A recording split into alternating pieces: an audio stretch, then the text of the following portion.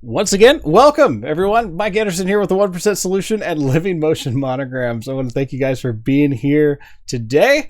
It is Tuesday, not usually our streaming day, but that's okay. Just the main thing is that we are here and that you guys are there, because that's, to me, that's what's important. I want to be working with you guys and making things a little bit easier for you. Today, though, we are going to be talking about projection mapping.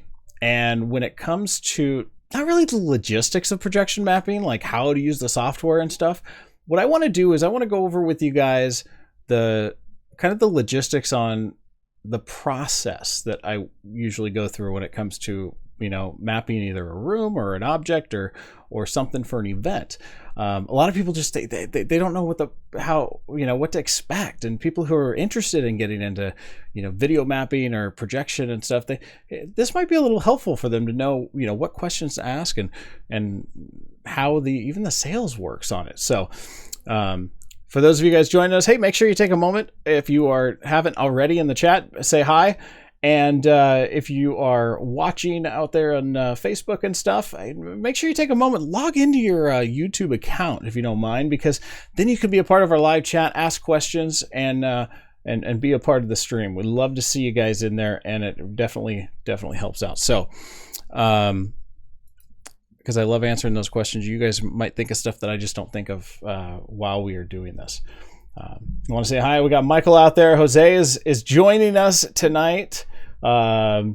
We've got, let's see who else we got in the room tonight. We got Sound Obsession DJs. Thank you so much for being here. Appreciate you guys all being here this evening. So I think, let's see. Let me check with the chat here.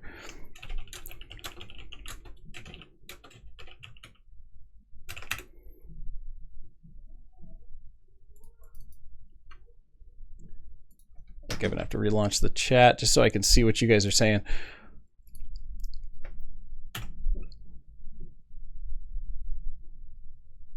There we are.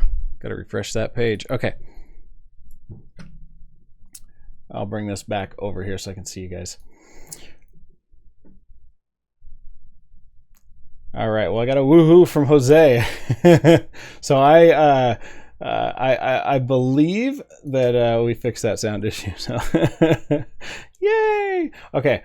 But yeah, I appreciate you guys. Thanks for letting me know in chat. And like I said before, it always helps when you guys, if you want to log in and be a part of the stream, because that's what this is about. It's about you guys. I want to make things easy for you guys. This is stuff that I think that even if it takes a little bit of work and practice, that you guys can do. So don't be afraid of it, is all I'm saying.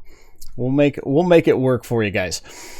So when it comes to let me tell you a little bit about the event that happened just this last Saturday. And that's what triggered this, is that I wanted to share with you guys kind of the experience that I had throughout this entire process. And I've done other events and stuff, but this was kind of one on a slightly larger scale than what I was used to. And with this couple, one of the things that when I first met with them, they came in looking for, to be honest with you, probably more of a budget DJ. And what I mean by that is, they at first they were just kind of looking for someone, to play music. And so I talked to him. I said, I'm sure we can find something, and I sent them over the different prices and everything. But they set up a consultation, and I sent a little questionnaire over to him, and I asked him a few questions. And one of the questions was like, is there a theme to the event, or what's the color scheme and stuff? And I noticed that they had put down on there that they're kind of going with the little Tangled kind of theme for the event. And with that, I started to kind of run with the idea. So, with anything, before you meet with the clients, do a little bit of research. And so I just started to go to my good friend Google here. And with any design work, I started to like Disney Tangled. I just do Disney Tangled and maybe go to images. And the first thing that caught my attention, obviously, was, okay, what's this? I mean, we see castles in the background a lot during Disney movies, but what's this? and I started seeing all these little lanterns. So I kind of got a little bit more intrigued in this, but most of all the artwork, you just see the repetition of the lanterns themselves. Now at this point, I had not seen the movie yet. I had not been able to see what the heck was going on, and so I just was trying to get some ideas. And so this kind of triggered me to go, ooh, wait a minute. What if if they're going with a Tangled theme, what if we did something with these lanterns? And I just wanted to come up with some kind of cool ideas to be able to present to them. And so what I did was I created basically a monogram with lanterns popping up in the background. So, the lanterns themselves kind of looked a little bit more like, let's see if we can kind of like this. Very magical. So what I did is I made this design, and I love this. I'm like floating. I'm out here and I'm out here in space, guys. So I ended up making this design. I just kind of put it on the TV screen for when they arrived for our meeting, and when they arrived, they saw this on the giant screen we have in the office, and they just stopped and said, "Wow, we want that for the event." And I was like, oh yeah, that's something that we can do. I just, I didn't know if you'd like this or not, but I saw that, and I started talking about the process that I went through, and all I did was downloaded a clip of the lanterns in the background, did a search for even like Tangled font style, and was able to find some of these little elements to create a little bit of atmosphere for our meeting itself. Now remember, they were just looking for music to begin with. Now all of a sudden they're like, ooh, I like that. And what can we do with that? Now, I didn't tell them that I do projection. They don't even know any of this yet. And so I just kind of went through the process. I go, well, let's talk a little bit later about, what we can do with that and that idea. And so going through the service with them and everything, and I started talking to them about their facility. And their facility is one of my favorite places here in Sacramento. It's actually called Saccopolis Library Galleria here in Sacramento. And some of our local folks in the chat here will recognize this place. But I think this photo here, as I bring you guys back, will kind of demonstrate this place is huge. Okay, so we've got from floor to ceiling, we have, here's another view. It's probably about 8 stories, 9 stories tall. The entire room is wide open. We've got a 2nd story balcony up here, which ends up working out really great, because if we want to set stuff up here on the top, if the guests aren't going to be up there, or even if the guests are, we can neatly place different items throughout the room here, and have it, like, for example, we did trussing and lighting, and sometimes we'll stick them up top, pointed down onto the dance floor area, whatever we're doing for that event. This was another event that we did where, they have, let's see if we've got some photos of those windows. Yeah, there's the windows. Now those windows, the shades are actually closed on that photo there, but they're pretty translucent when the sun is beaten in. So one of the things, hurry up and hide those comments for us.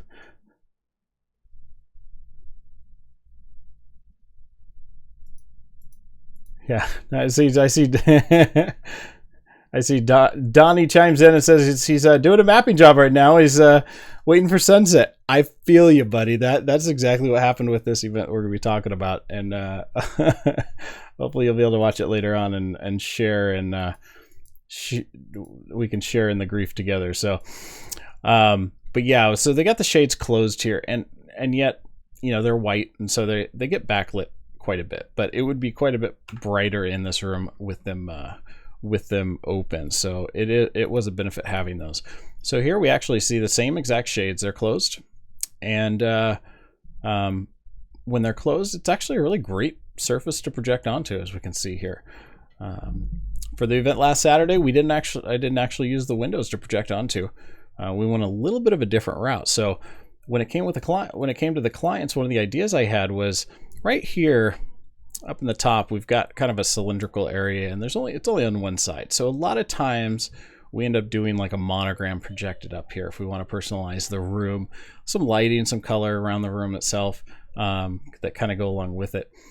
And my idea was, why don't we just kind of take this little half cylinder up top here, or this walkway, and do the monogram, that design that I showed you, but at the same time, we would have the there we go. So then at the same time, we'd have the lanterns kind of going up behind your design. So this would just cover that wall. And all of a sudden their eyes lit up. I was like, you can do that? Like, yeah. I mean, we can pretty much project video on almost anything. But then they started, this is where things went south. Then they started getting the idea and looking at my literature and seeing what, what's the video wall?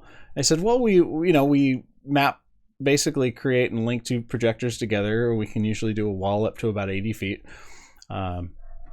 And they all of a sudden their eyes started to brighten up for this room. And at that point I knew I was in trouble, because I pretty much had a clue of what the idea was.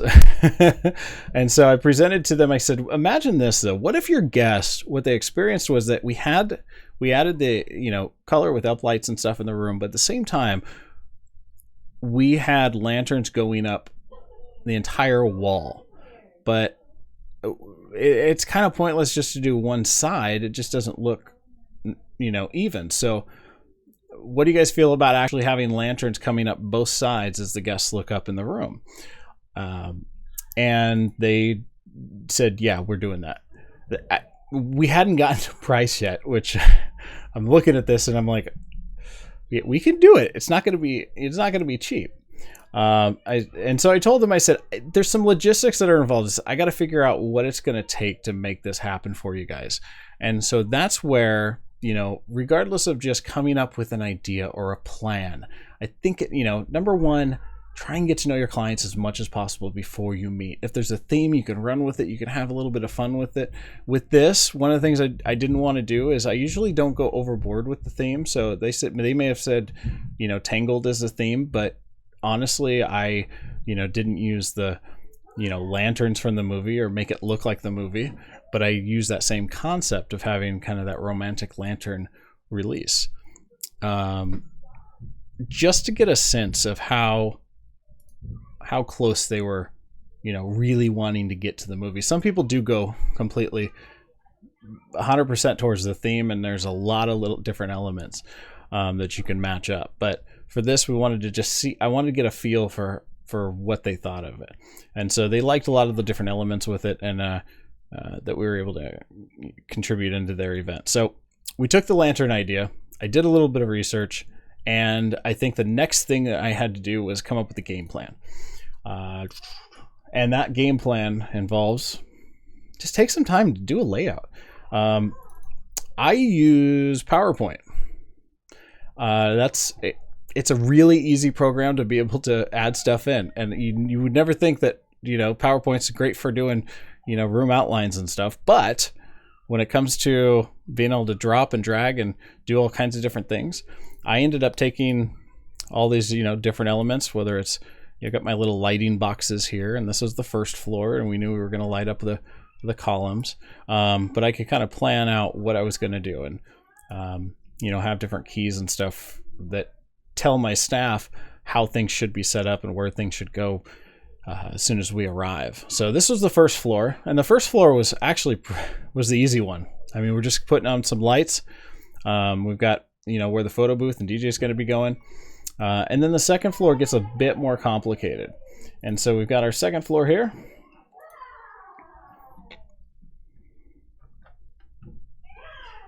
All right. And this is where we start to get a lot more involved with the outline of the projection. Now, one of the things that I did during this planning is that I actually went down to the facility. And this is just an idea that you guys might want to consider for your events, especially if there's different areas or something, or different facilities that you want to know ahead of time what kind of coverage you can end up getting, because you can always do measurements. Or what I find that works out best is to do something like this, where what we end up doing is, I know that this was the Optima EH50 or 515, and most projectors sometimes will have like a grid pattern or a kind of a sample image that's built into the projector that just allows you to help line things up if you don't have a source plugged into it. And so I just take the projector down there and I kind of mark out where the area is going to be, and I start to move this thing around the room. And so you can kind of see it here. We've got the little PC stick plugged into it because I was going to just see how the monogram looked. It's a very bright day on this day. And I just started kind of aiming it from different angles around the room, so that then, and taking photos, because then you get an idea. I usually take a couple photos. What's the largest? What's the smallest? And then I can see what my grid pattern is. And that just shows me the coverage area I can get from that location at that facility. There's that, you know, the lower side of that round little rotunda. So that in the future, if I'm ever curious on what I could map, this one kind of hard to see, but I just wanted to see how much of this I could kind of cover with just a single projector. There's that white box. Sometimes the white box works really well because it just highlights the area pretty well. Again, another white box there. We just kind of follow this path. Comes around and up across the walkway. There's my grid pattern. I kind of saw this. I'm like, one of these days it'd be interesting to map out this middle section here.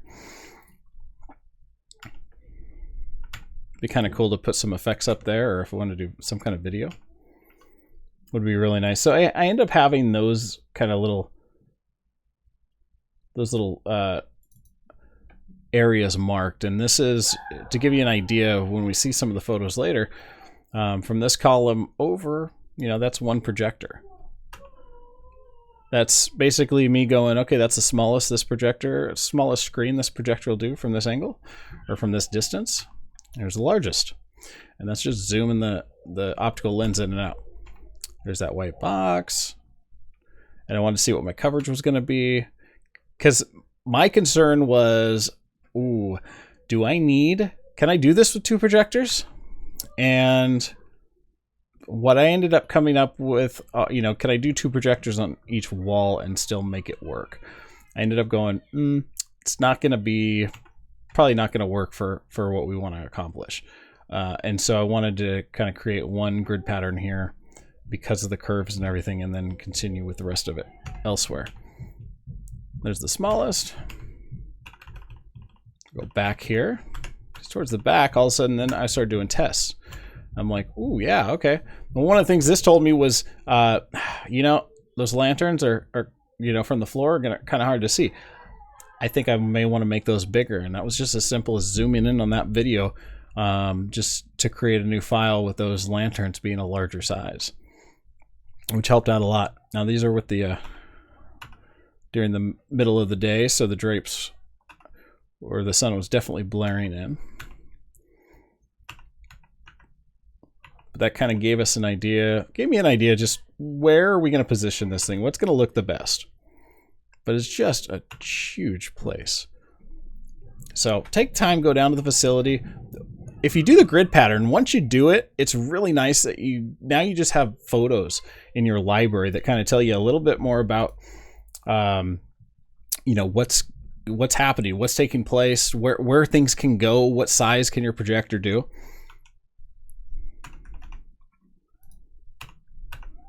Jose asks, is this he says, is this downtown Sacramento? Yeah, it's close to it. It's right over by Cesar Chavez Park.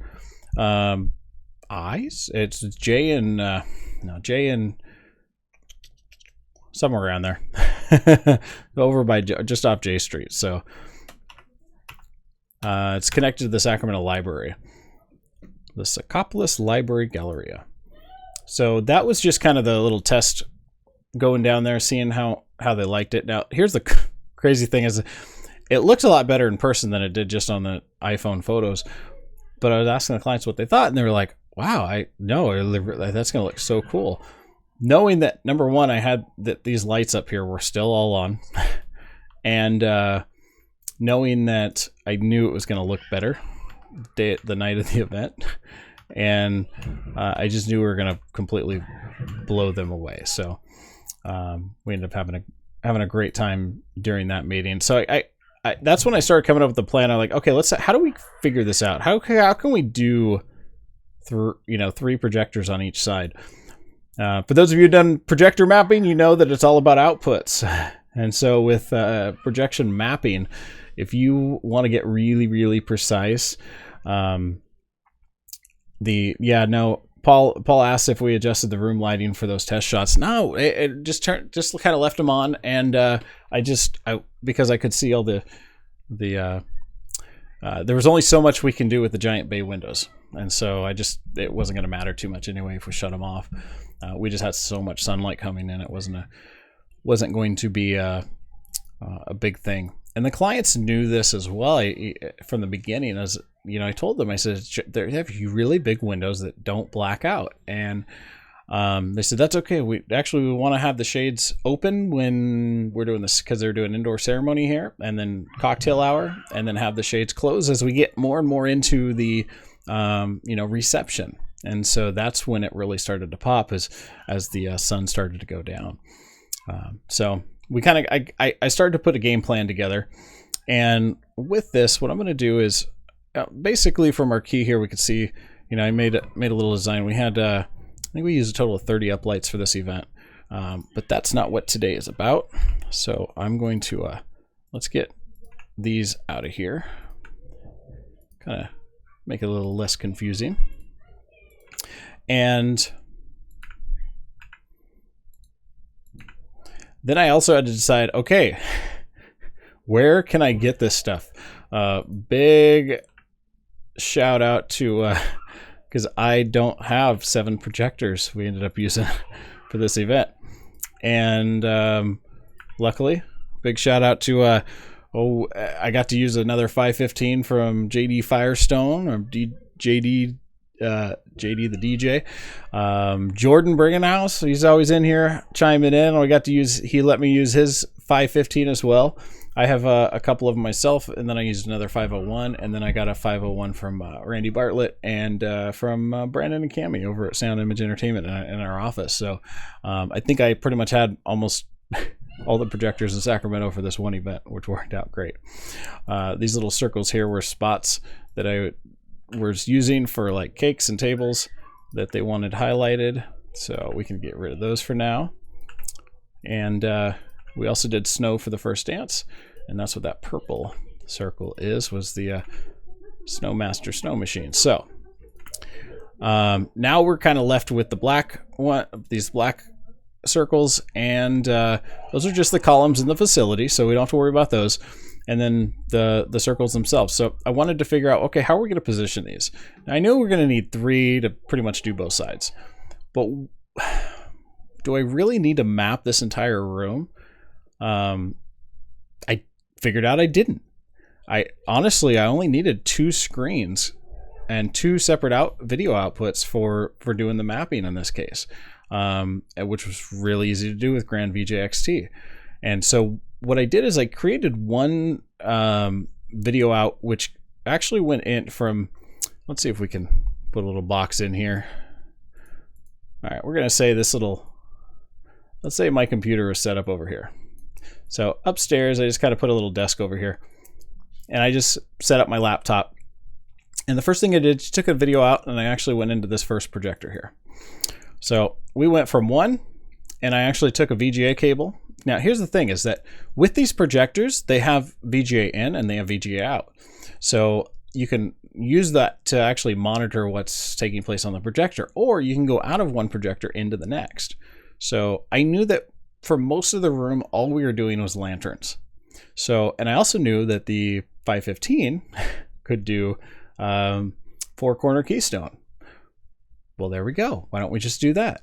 So that's why I set up, I've got the 3 EH515s on this side of the room. And the way I was able to do this was Pretty simple. We did basically went into one, out of one with a VGA cable, into two, out of two, and into three with another VGA cable. Here's where I got tricky. Hopefully you guys will follow along on this. Then I took my HD flow, which I have a HD flow that has 2 receivers. I wish I could just run all these on receivers. I just didn't have enough. So then I took the VGA out and I went into the HD flow transmitter and had that sitting on top of this projector 3. And I took my 2 receivers, and because again, as long as it's sending and receiving the same HD signal, all of a sudden I took one receiver and that gave me image 4, and another receiver gave me image 5 here. So all 1, 2, 3, 4, and 5 were actually just projecting my first clip, which was my lanterns. So that was our first one. The next thing is okay, now we have to, what are we going to do with our second screen? Well, the second screen I kind of reserved for our monogram, because this screen right here, we're going to call this 6. This one was going to have to do a couple things. Number one, it was going to have to map around this curved surface. Number two, it was going to also have to, I could use this one to connect to my left projector or my right projector, which were pretty much stationary because the EH501s do not have 4-corner keystone. So I just made sure these were projected straight across and gave me a nice clean line. And then at that point, we took this one and I just lined up the left and right side to make sure that it matched, and gave me the surface to project onto. And to get that one started, we did the exact same thing. I started that, basically connected this video loop to that center screen, and then for that one only, we added on the monogram. Now the monogram itself, well, that would have been way too big, and that's one of the reasons why I love this software, is that then at that point I can start to go, okay, let me bring this down a little bit in size, get rid of the demo. It'll go away here. There we are. So if we can adjust the size of this, make it exactly what size we want, and then actually position it so wherever in that video that I end up, needing those names to be. So now we've got lanterns going on all walls. We've got our monogram just on that one center screen, and I was able to do it with just 2 channels. I didn't have to do I didn't have to run everything completely wireless in this situation because, we had just a great setup with being able to put projectors upstairs and shooting across from each other. You didn't have to have $1 million worth of equipment in order to make it happen and set up what didn't take too long. We had about 3 hours to set up. An hour of that got taken up because the photographer failed to tell me that they were going to be doing photos in this room, and those photos were going to involve you having those curtains open, those shades open. And so it was there's about an hour that we couldn't do anything as far as with the projection itself and getting it tuned in. So we had to wait on that. So what happened with the 7th one? Well, the 7th one we actually had upstairs because this facility also has a drop-down projection screen. And let's see.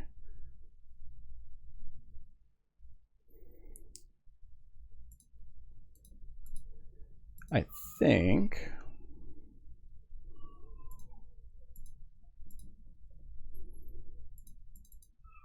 do we have should so these are the old photos here.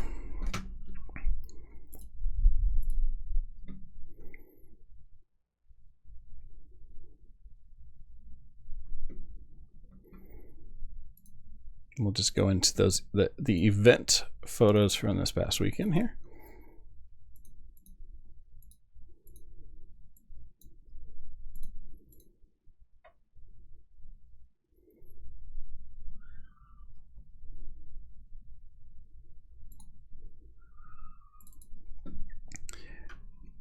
And so this is more towards the evening here.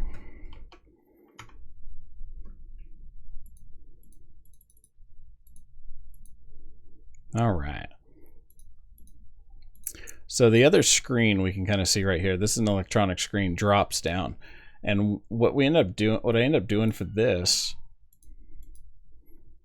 let's go back. Whoops.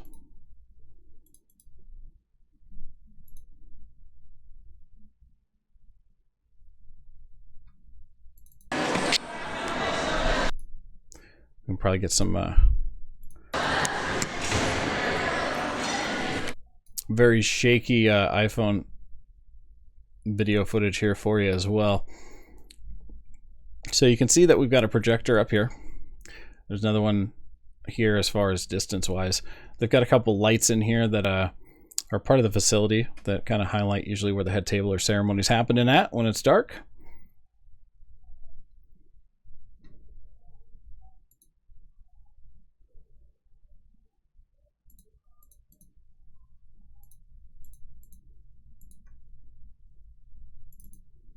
All right. Same photo there, just different angle. And so here you can kind of see all the equipment that we end up having up here. So kind of going from our projectors across the top, and then the other ones are hidden by this pillar here. And yeah, someone asked, it took crew I had that night was we had 4 people there, 5 for setup, to get things moving.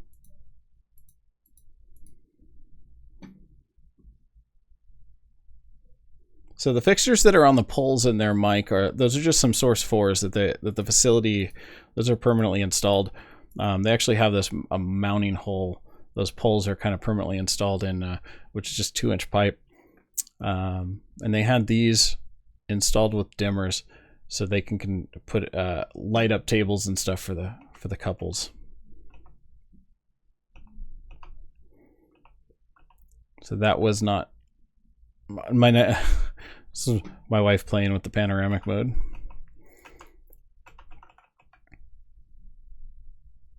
So even during the early part of the reception, shades are closed, but yet still lets quite a bit of light in here.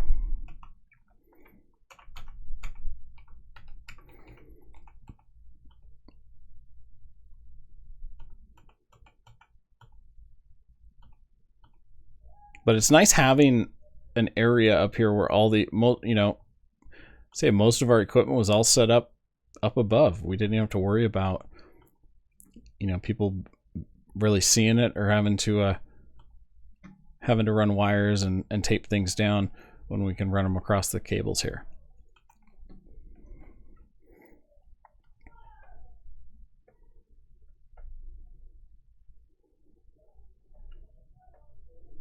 Paul asked, did you adjust the room lighting for the test shots? So we talked about that earlier. No, not for the test shots. As far as leaving the surprise for later, yeah, it's that makes it to where it's ends up kind of a nice surprise when, because we really didn't start this effect till we got further into the reception itself. They showed a video montage which ended with the lanterns, and so at the end of the video montage, what happened was I played the video montage, and as the lanterns themselves at the very end started to come up on the screen, then all of a sudden the entire room lit up with the lanterns all the way across, and that was kind of the start of that effect for the rest of the night, which was about for the next 3 hours. So it was kind of a nice presentation of it, and something guests weren't expecting. We had the lights on most of the night, but they were not expecting the video coming across, the lanterns coming across the walls. So it was definitely a nice surprise for that. So things to consider is, take the time. I mean, really just take that time, go down to the facility, take your projector, even if you're just showing a white box or something, see what different distances do, see how you can test and see how it looks with different lighting. But you can also see how important it is. If I invested, instead of, like, for example, the 515s here, if I would have got something that was a little less bright, maybe didn't have, the lens on this thing is a 1.8 times lens, and so it allows me to get a larger image from a shorter distance, I might have had to rent every single one of these projectors. The stuff I end up having, I might not have been able to do this event.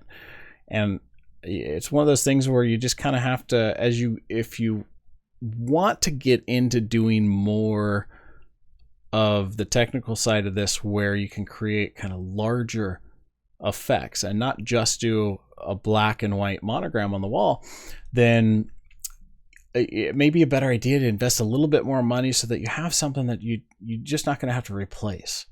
Because that's the one thing I hate seeing is, people they end up using their projector for just a couple years, and they're like, now I'm looking at upgrading my projector, and now they're still strapped for cash because they had just spent $1,000 on this other projector, when if they would have spent 16, it would have saved them.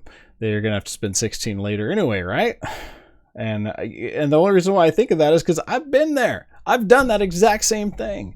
And it's just annoying. Any gear that we end up getting, you hate to buy something and then really, really soon after go, God, it works some of the time, for some things, but not for all the things. This right here, this pre-planning, this really, really helps. Take that time just to think about the event. Think about how you want to create this stuff. What's going to work? And by just kind of, for me, what works is visually putting stuff down and being able to have, okay, now I can connect 1 and 2 and 3 with this. And because this saved me a ton of money on buying other gear that I, wasn't going to need for the event. And just making sure that I had packed the right cables in order to accomplish this, pack the right stuff. When I got into, my setup, I had posted this on the Living Motion Monogram site. And I'll share with you guys here. My packing list for this event was, it was interesting to say the least. It was, let's see what pops up.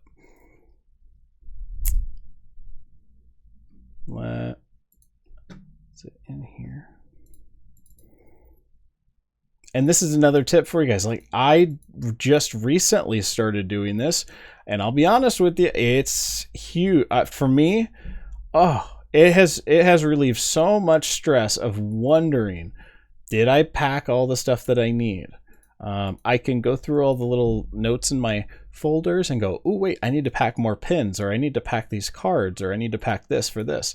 And it 100-fold definitely helps out just getting prepared for the event and then feeling like you are ready to take on your events for that weekend. And with this, I end up doing a couple things on here. If I've got multiple events, then I can put my packing list for the entire weekend on the same thing. But for this, we did the ceremony, reception, 7 projectors, 30 up lights, projector mapping laptop, slideshow laptop, white light covers, all the little things that we may end up needing, for the event. Pipe and drape backdrop. We did the photo booth for this, and being able to check those off as we went, or at least adding to this list as we, continued on. Take the time to think about the event. It will save you a lot of heartache later, or at least a lot of phone calls to the wife or to the assistant, or sending the assistant to go grab something that we may need for that event just to make it happen.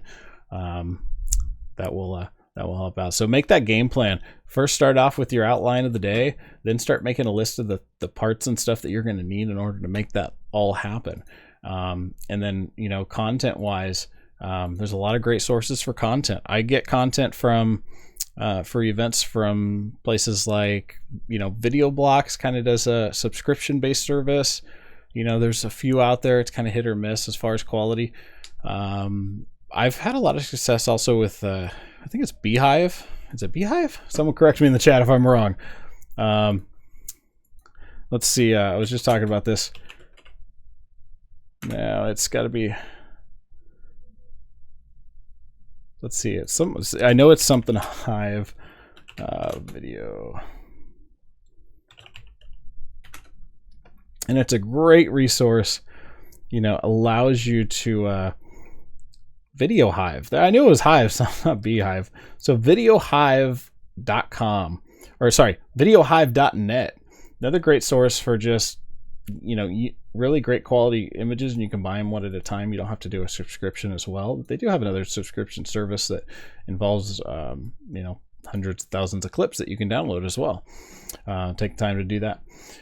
Any questions you guys end up having about, you know, the planning, the prep, the equipment, stuff like that, let me know in the chat. One of the other ideas I ended up having for this event, which I didn't end up using, but I had there as backup, was actually using the PC sticks.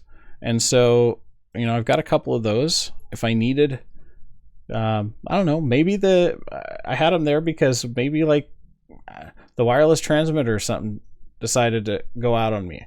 I didn't have extra VGA cables. And so, you know, that way I could still have the video clip on those PC sticks and just plug them right in the back of the projector. There'd be, you know, again, less cabling, run it on a loop all night, and, you know, you make your adjustments with four-corner keystone on the projector itself. That would have worked out, and would have worked out, you know, pretty well itself. Let's see here. So we've got our little design there. So you got your chats coming in. If you guys haven't already, you know, take some time, hit that like button on this video, and also if you haven't already, hit the subscribe button. We'd love to give you guys a chance to hit the notification bell right next to the subscribe button. Be a part of the Living Motion Monograms channel, and that way you get notified anytime we do other tutorials and stuff. And we're always adding more on, whether it's live streams or just the tutorials themselves in the playlist area.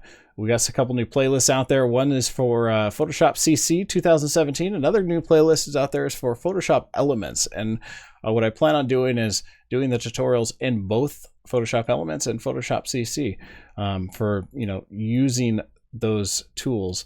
And that way, whatever version you end up wanting to use, that gives you the opportunity to do that. So definitely appreciate that. Let me go ahead and just double check, make sure we got our chats done. All right. Perfect. Well, I appreciate you guys coming over today, chiming in.